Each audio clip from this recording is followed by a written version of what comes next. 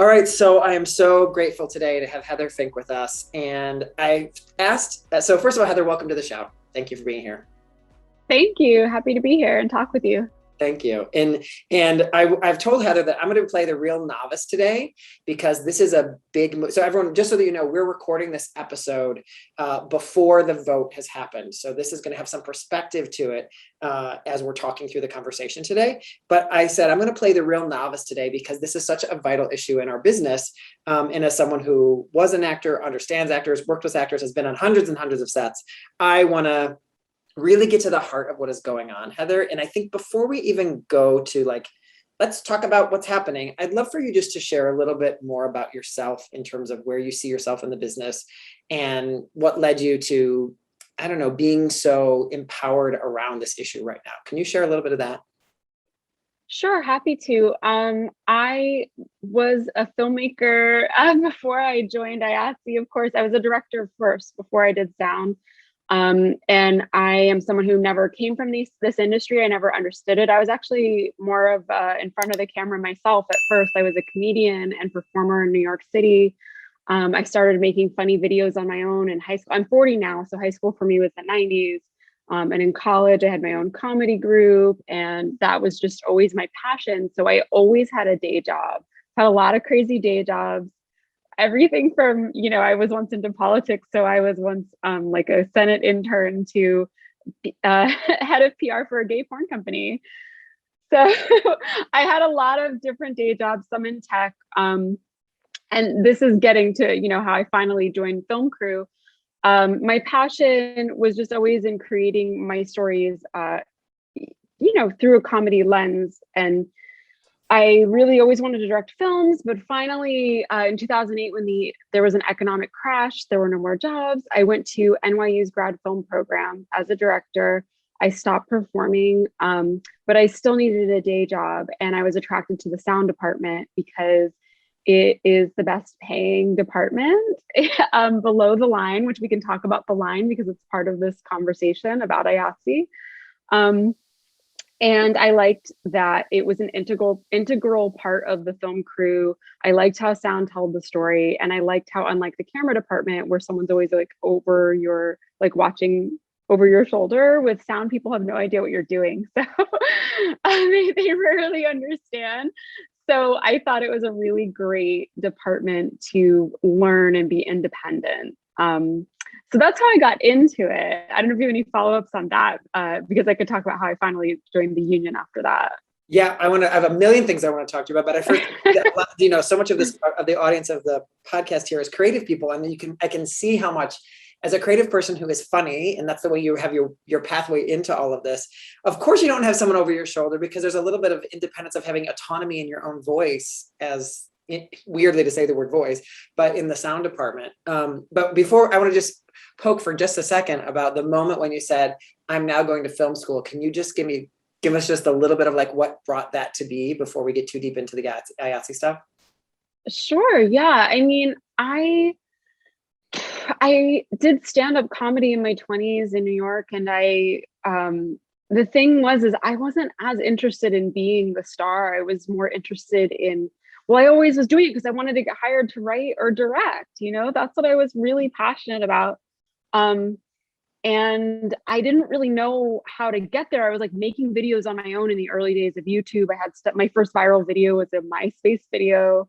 And I understood certain basic things, but I didn't understand proper filmmaking until I started my path understanding filmmaking through the grad film school experience, which was really very indie, especially at NYU, very indie film oriented. The moment I decided to go, though, I just couldn't justify spending money on film school when I had a day job. I was like a business type lady with a 10 to 6 job. So I'd done that for years before I joined film crews. So when there were no more jobs, I mean, I just applied to the one film school to see if I got in, and I did. And I was like, well, I guess this is the path my life is going to take. So, and it wasn't, without film school, I wouldn't have done sound, it was just in the nature of how film school works. In the first year, everyone does everything. You do the lights, the sound, the editing, you do everything. And first year, I didn't even like sound. It wasn't until second year that I liked it and I got into it. So there's 11 years later of doing it. Yeah, but that's, I guess, the next chapter of the story. Got it. So this is so what you tapped into here was something that is like certainly some kind of myth I've made up around anyone who is in crew, who has ever worked on any film ever, who's on anybody who's not an actor. I've made up the story, maybe besides the director and the writer, right? I've made up this story that like they have jobs and like this is their job. Because like when you're on a professional set, it feels like they have jobs. It feels like we're the weird actory people ones, whatever. And then I'm just wondering how much of that, as we get into this idea around, I think actors really buy into, we have to sacrifice to work this kind of career. To have this kind of career, we must make sacrifices, which is all about what this podcast is about. We're not going to be doing that. However, I'm just curious, is that a mindset that comes to crew at all? Does that kind of land on like, there's going to be sacrifices you make if you're going to be in this business? Can you share a little bit? Absolutely. Of course. I mean, this whole business, we had our reckoning with Me Too. The environment is naturally, it's prone to abuse and exploitation. I'm like, should I just launch into that? Yes, launch in, go for it. I mean, that's the problem, is that for a lot of people, what we do, it's a lot of people's dreams. And when there's a dream, there's a vulnerability, and that vulnerability can be exploited. It's the only way I can explain how extreme this business is and why they get away with what they get away with, and why it's as intense as it is, because it's a workplace where people's dreams are coming true on the one hand. So it's like, well, do you want this dream or not? Well, let's show me how much you want it, you know? So in talking all about, the currency that we exchange isn't just money when it comes to any of the jobs around a film set. It is also people stepping into their dreams. And I think a lot of us might have, as the actors might be like, that guy over there in the overalls does not look like he's pursuing his dream. Right? Like we can be very easy to write that off or not imagine that about that role. And so I want to get right into this. And I know I want to make everyone hear this right now. We are going to get to how can we support and what we can do to help us as an audience. But before we get there, I want you to can you paint a picture of the problem for us? And I mean, first of all, we know that there's plenty of posts on Instagram of people sharing stories right now about where the problem is, but can you paint a picture of what the problem is that we're seeing right now with how IATSE is being exploited, how your members are being exploited? Yeah, so what's happening right now is a mixture of two things that came together at once. So there's a reason why now. For one, the Hollywood IATSE contract expired, so it was up for renewal. So even though it affects nationwide international IATSE, it affects all countries. It really affects everyone involved in making film. Those specific contracts are up for negotiation now. They call it like the backlot 13, the Hollywood 13 IATSE locals. That includes a number of different crafts from sound and video to editing to accountants. So it affects a lot different IATSEs. Wait, can I be a dummy for a second, Heather? Can I be super dummy? Let's just I should have started here.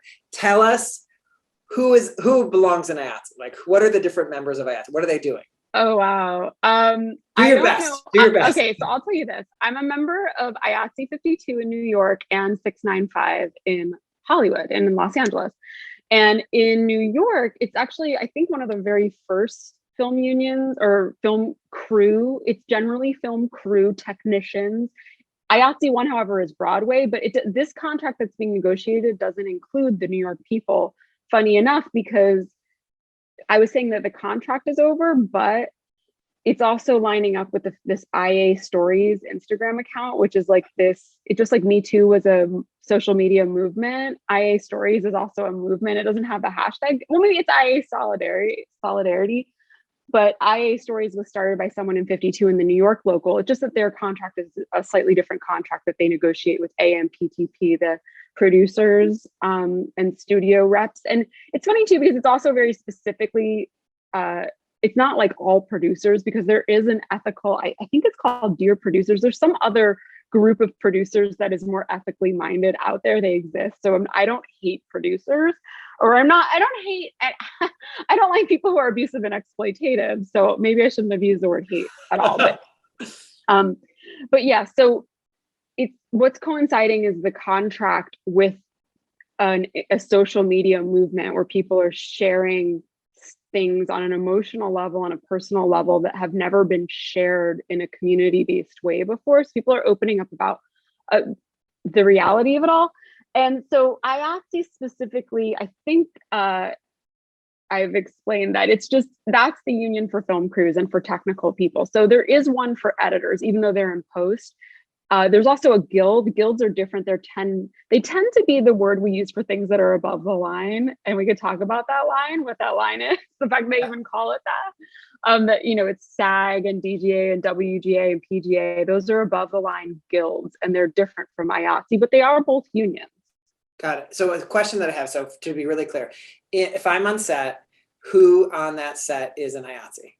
Everything from your camera department to your hair and makeup, your wardrobe, your sound people, your lighting people, just the entire film crew. In LA, your craft services people too. In New York, they're not, but it's a little different. But your editors who aren't necessarily in the room, even the accountants who write the checks, they are all IATSE. Wow. And so what we're saying, it's like they're most of the people there, the ones who are working the most, are the IATSE. And then above the line, which is something we're going to talk about in a second, is like director, DP can be both, like writers probably in that place as well. Would you, right? Okay. Yeah. So so to me, this is like the engine that this whole thing runs on is IATSE. Mm-hmm. Right. And is that the perspective of the union as well, would you say? I mean, of course, yeah. We're the engine that runs everything. I think of Fight Club. People aren't really talking about it, but Fight Club, where like the garbage men stop working. And I mean, it's kind of like a weird thing to say, am I like garbage man? But they are the infrastructure that makes our world work. And the people who are garbage men are worthy of respect. It's more technical. It's different. It's a different kind of job. But I should hope that I'm able to respect a garbage man's contribution to our world. But either way, it's different. I don't know, garbage man is someone's dream in the same way. Anyway, yes. Sidebar. Yes.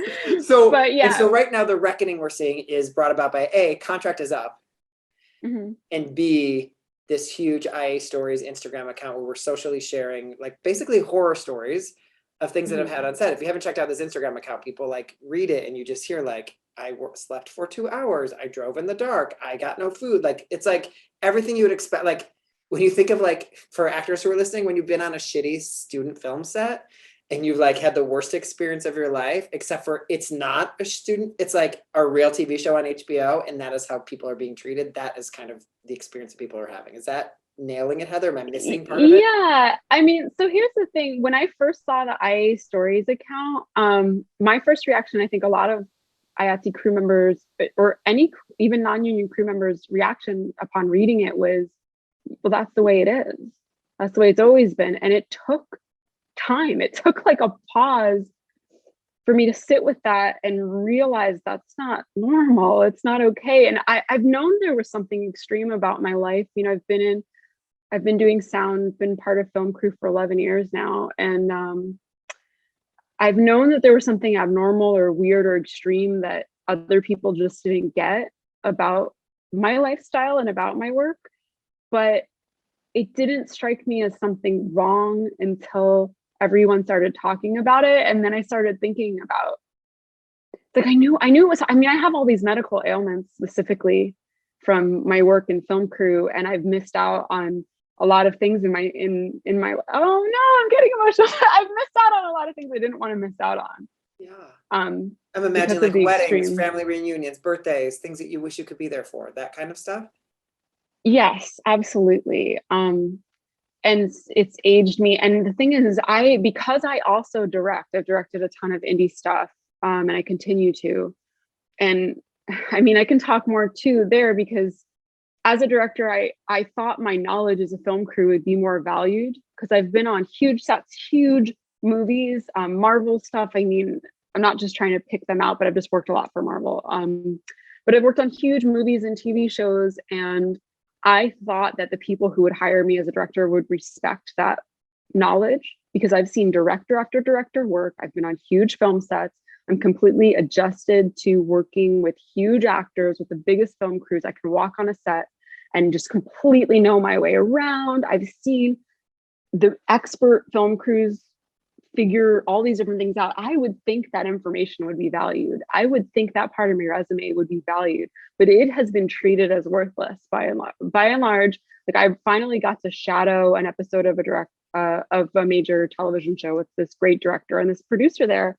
I was trying to, like make myself look good in a very natural, chill way. But I said to this producer, I think my time with film crew is a huge asset. It makes me a much better director. And he just made some comment like, well, it's not like every film crew person can direct. And I was just like, okay, well, I've directed a feature film. I'm directed off. But either way, I was like, he was so quick to shoot that down. And it actually, since, like I said, those IA stories made me open my eyes and realize a lot of things I just accepted as normal, that I don't think it's normal that people look down on that, or that I feel I should have to hide this hard work and this knowledge and expertise that I have. I think it's a great asset, and it's disturbing to me that it's looked down upon. Yeah. And so to really hone into what this conversation is about, about the strike and what they're talking about specifically, what is IATSE asking for right now? So what I'm here, so wait, before we go there, to really zero in on the hard work, the working conditions, let's just put it as a broad statement. Is there something that you can share as like, I don't want to put you on the spot here too much, but like horror story that's like the one that you're like, this is the one that I always use, this is the most clearly, like, this is when I wasn't treated well, or this is what I feel like happens too often. Yeah, I would say that hours are the biggest problem. And while we can't require them to not shoot past 12 hours, we can penalize and make it harder for them to shoot past a certain amount of hours. So there should be more penalties for night premiums, for example, because even if it's like you worked an 8-hour day, if it's an overnight, it's punishing. And you actually always lose 2 days at least when you do an overnight. And when I say do an overnight, for anyone who isn't aware, it's when you start your day when the sun goes down and you work the worst. when the sun comes up. It's the worst. It's the worst. I shot a commercial that started at 7 p.m. and they're like, we're going to shoot from 7 p.m. to like 4 a.m. And I was like, what? Like, it was the first time I'd ever heard that was an option. And I was like, really? Wow. Yeah. Okay. Yeah, it's the worst. Yeah. It was even worse when I was in New York. And there's things I love about working in New York. I love the film crews out there. But when you're shooting in New York, they want to see New York. It's not on stage as much.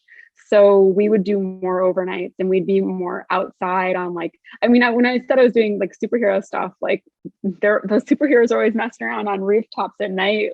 And so we'd always be in these really dirty locations overnight. And sometimes we'd start Monday with an overnight when I was working on that show. And it was when I was working on that show that I was in such a brain fog that I just misunderstood the time of my friend's wedding was near where I lived. So I didn't have to like travel for it. So I'd worked an overnight the night before, and the next day I just messed up the reception time and the ceremony time, and I'll never get to see my friend's wedding again. And it really, I know there's people who are missing, like people who have children have made the worst sacrifice. But for me, I mean, I'm a career first over dating person, but like it says a lot to me that the one time I met my last boyfriend was when I took a day off of work. Yeah, that's a little, we could go somewhere with that. That's a universe talking moment if I heard one before. That's a lot. I know. And I'm so desperate to stop working on these film crews. Well, you said, what's the biggest thing for me? Yeah. I have 3 major medical ailments and I'm a healthy an otherwise healthy 40-year-old woman, all directly related to how physically punishing it is working on set. And one of them, I had such an issue with my knees that I couldn't stand for more than a few minutes without pain. I went through physical therapy and it is better, but it's still there. I have special foot inserts and all this stuff, but it was directly related to standing too long, just standing still too long. And just the way my legs are aligned, like my bones are aligned, that it was putting this pressure on my knees. And it really got better during COVID when I wasn't working for a few months. So wait, so question here. So someone might say, well, that's what you sign up for when you decide to be a sound person, right? I don't think you sign up for it. Yeah, you don't sign up for the mentality though. There's a mentality, like a bullying mentality or guilty mentality about sitting.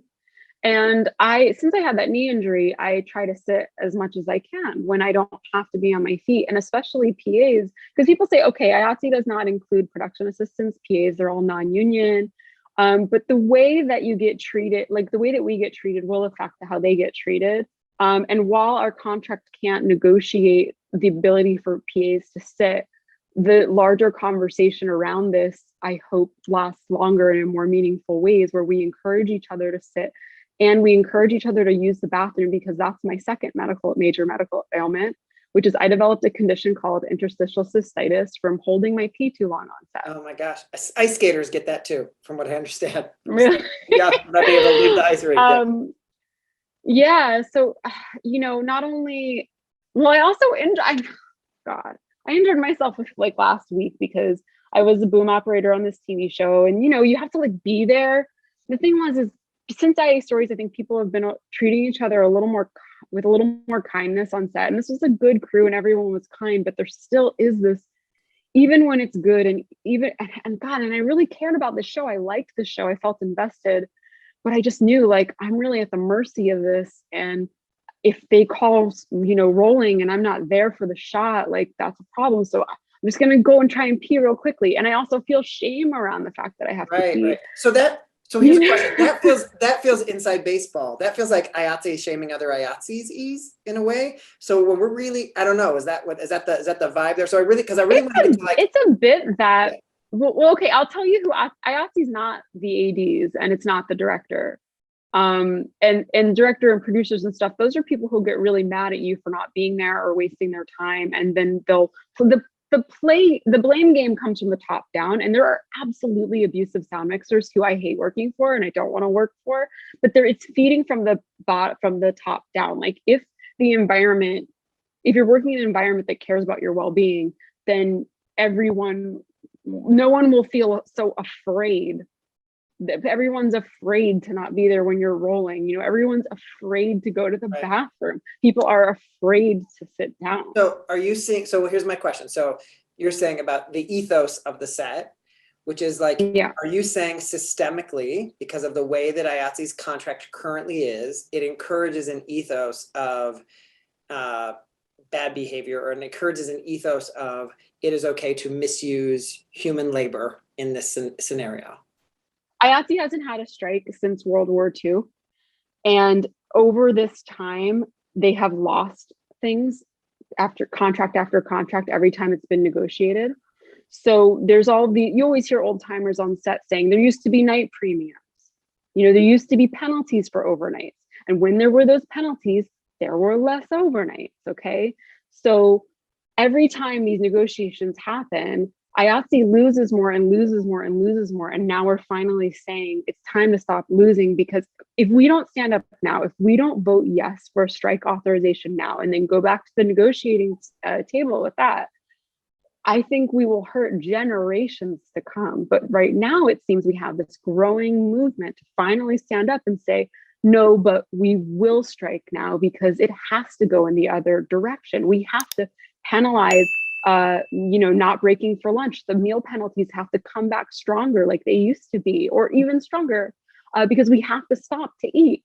And not only that, at a time when it's harder and more physically uncomfortable to work after COVID, where we're working these huge long days in masks, we can't even see each other's faces, and it's harder, and we're putting our health at risk. So things shouldn't just get back to the way they used to be. They should be better, because why wouldn't we want that for ourselves and for our industry? And Heather, one thing that is so mind-boggling to me, and you can help me understand, is like even the possibility of being able to say, oh no, we're going to work for 12 hours, we're going to work through lunch, is harming, damaging. Like, great, they're going to pay money for it, but like it's damaging to you as a human being. So what I'm curious about is like, when you're asking for these things, it almost feels like it breeds it. Well, we got money, so who cares? We can pay for it. Like we'll take that. We don't care about taking the money there. So is there some like firmer rules that you're asking for? Like you can only do this many of them, or like, it just feels like it's into the ethos of asking, like, we know that you're going to want to do an overnight. It feels like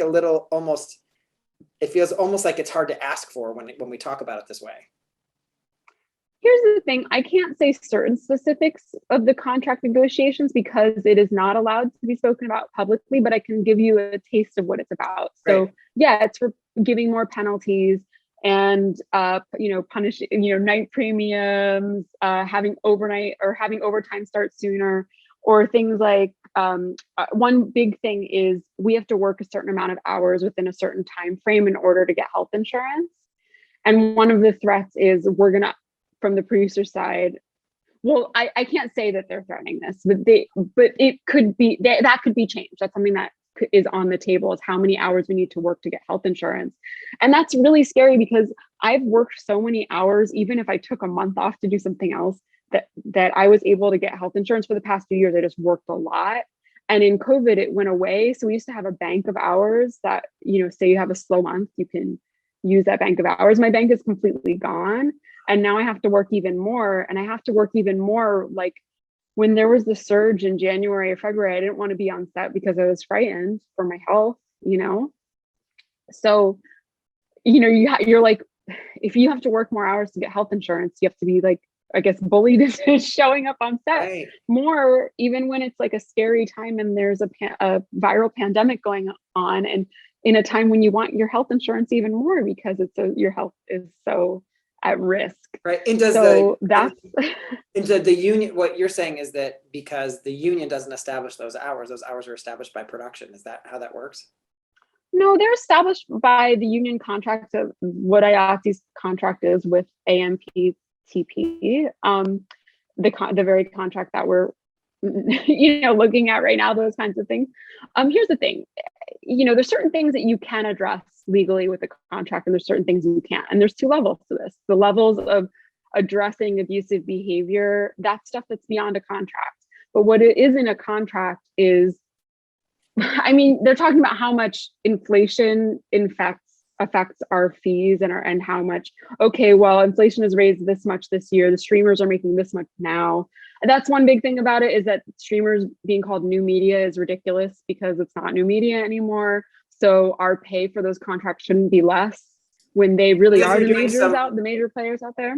Like a streaming service is treated the same way as like a random YouTube video production would be or something. Is that what that kind of fits into? Not exactly. There's just different levels of contracts, different tiers. Like there's majors, there's new media, there's tiers. And it seems that places like Netflix are the king of the content world. They have the biggest budgets. They're making so much money right now. So they have so much money. And look, COVID popped up and they suddenly had extra budget to handle the testing and the masks. So it seems like when there's push comes to shove, they get the money.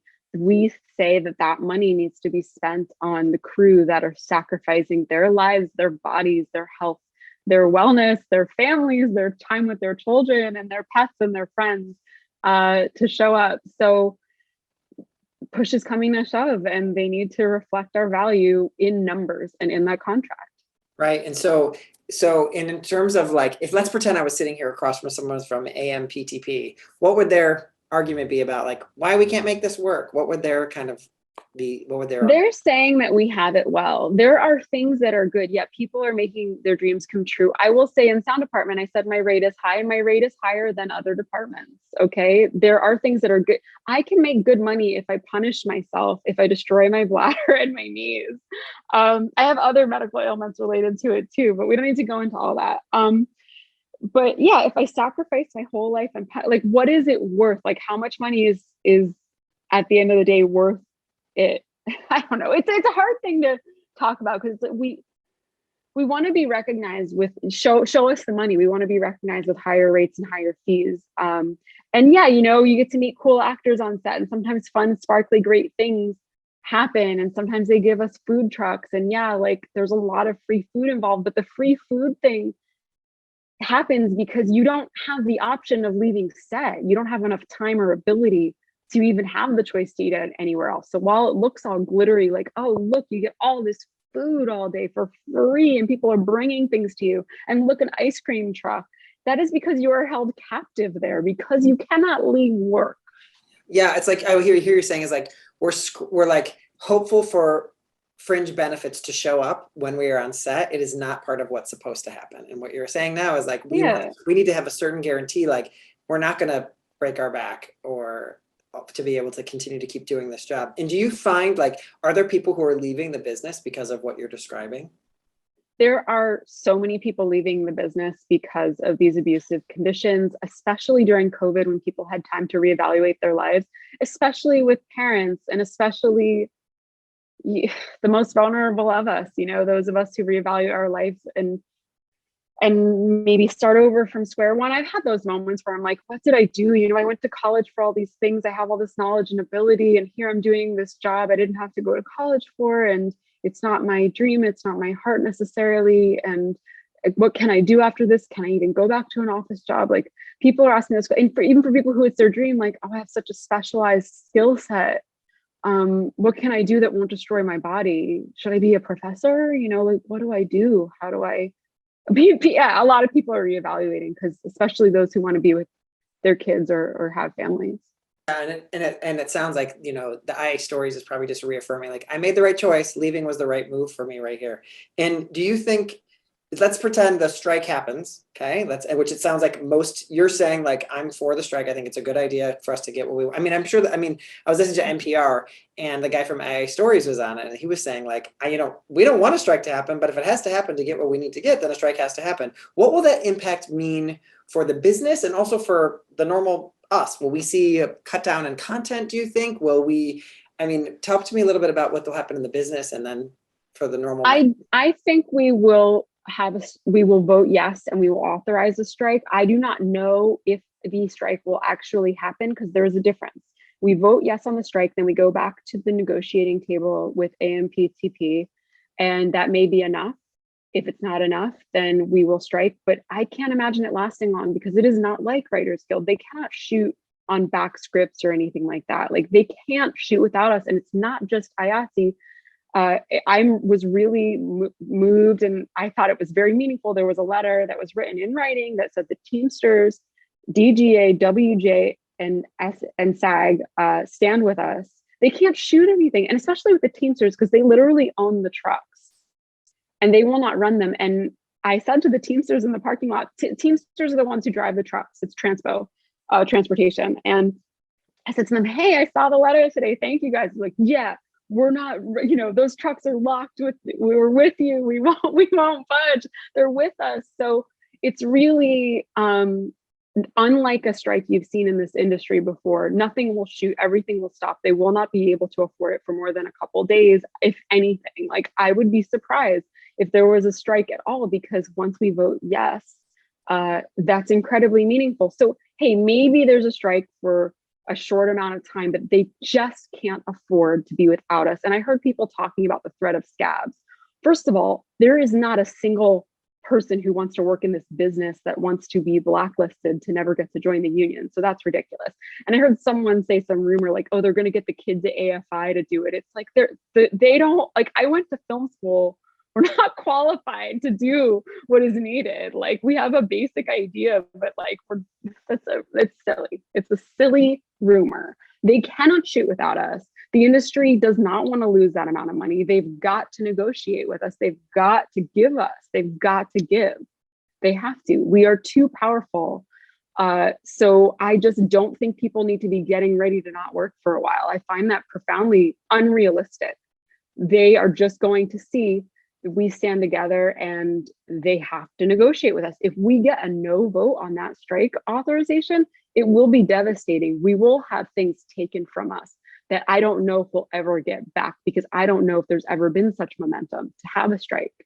And without it, it just shows what's the point of the union if we're not willing. Yeah, Heather, that's a really powerful way to say this. And do you find that there are other members that who are kind of sharing the exact same mindset as you? Do you know anybody who's like, yeah, we shouldn't? Do you know any people that members you're like, let's not strike you? And what reasoning do you hear behind those voices? People are having conversations with each other. And at first I felt I didn't want to strike either, because I was like, oh, God, COVID just happened. But then I realized how much it matters to show that we will. And there's no way, like, a no vote is the worst thing we can do with each other. And we started talking like this on set with each other. So when there's someone hesitant, we explain this, and they get it pretty quickly. So I would say everyone I've talked to is on board. Everyone. And wait. So people are on set right now, and this is all up in the air. Are sets weird right now? They are warmer and more loving. Sets are warmer and more loving than ever right now. Yesterday on the TV show I was working for, the gaffers or the electricians, the lighting people, they rigged these signs on, the cranes, like, that you mount a big light on from outside.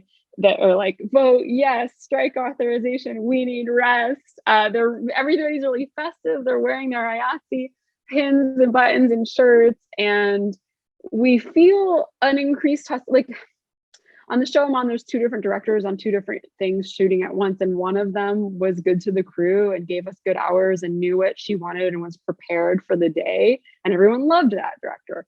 The other one was not prepared, did endless takes, did not notice or care if people were, when a camera is handheld or steady cam, that is putting strain on the operator's body. When I'm booming a long shot, like that's destructive to my body as well. And this director didn't really pay any mind to that. Just reset, go again, go again. No, have an awareness of what your crew is going through, and how directors work it really matters. I can't wait to get to direct with a union crew and to treat them with the yeah. Anyway, the vibe on set is a strength, unity, people having each other's backs in a meaningful way. And I do think that those who exhibit abusive behavior, it's being discouraged. I think there's a change happening that is beyond the contract and it's meaningful. That is really beautiful to hear, Heather. I have a question. So DG, like you said, DGA, WGA, SAG after standing with, so just to help me as a novice, when we're standing with you, does that mean that like when you go on strike, we say we would go on strike, our authorization is your yes is our yes, essentially? Yes, correct. That's what that means. Right. And so on set, the director who's with you is a member of the DGA, whatever. So I'm imagining like there is that kind, what's that? Tell me that she made a little face there. What's that face mean? There are people who are not mindful of the people that are working for them and busting their asses for them. Yeah. And so it depends on the person. Got it. And so what I'm hearing also, this is like, what we're wanting is to systemically fix that person is not going to have the power to do damage as often or as much as we are right now. They're going to have a lot more penalties for being able to try to work us for this many hours or keep us on their feet for this long. Right. And so, as you lit up when you talked about being a director who will have her own crew. What is your imagination of what you want that to be like? If you were to like say, here's the painting picture of what a great director's job is working with their crew. Can you paint that picture for us? I want to direct with a union IATSE crew so bad that I have this little like wish doll someone gave me where you color, it's a Chinese traditional doll, and you color in one eye for your wish and you color in the other eye once it's happened, or your goal, not your wish. And that goal for me is to direct with a union crew. I just directed 2 different projects in August that were non-union crews.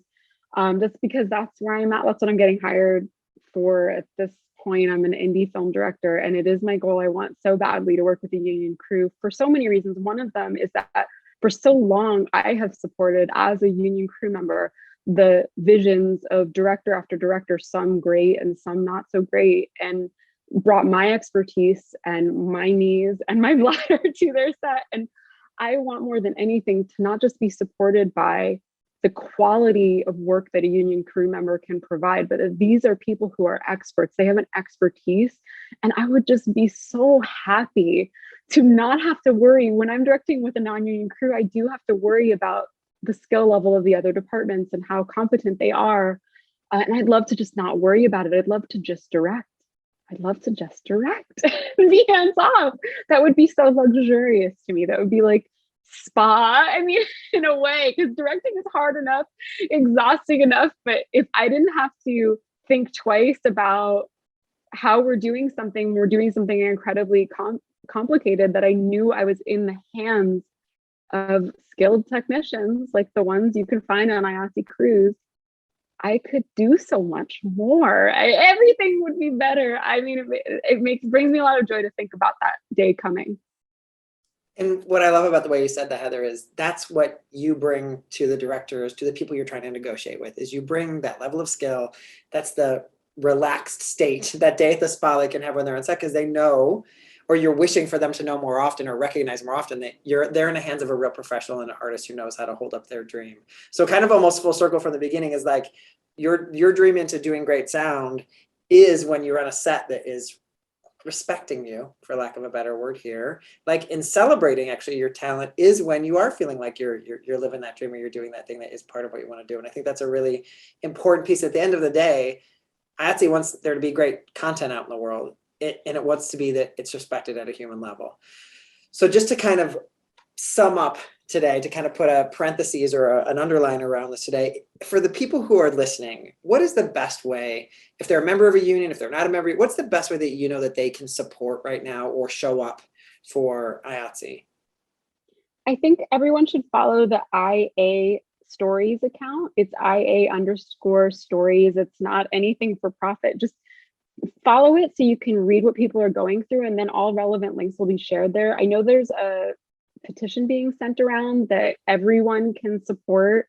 And I think a fundamental respect for people who aren't IATSE, who don't get to vote, a fundamental appreciation, respect, and understanding of what people give so that you can enjoy your Netflix or your YouTube. And I think something that people can bring to every industry they're in is the fact that, I mean, it's my opinion that you are incompetent if you're abusive. If you can't do your job without abusing people, without being a bully, you can't do your job because it's not necessary. There's no job I can think of where you need to be a bully to be competent. And I hope people realize that. And part of bullying is a lack of respect for someone's humanity, for not respecting their meal breaks, for not respecting their hours. And I'll tell you, I did shoot something recently that was indie, and our idea was to finish the scene by lunch, and I lost track of time. And the second I realized I lost track of time, I felt so horrible and apologetic. I didn't have an AD because it was so small. And I was like, oh my God, I can't keep you waiting. I felt so bad. And people should feel bad.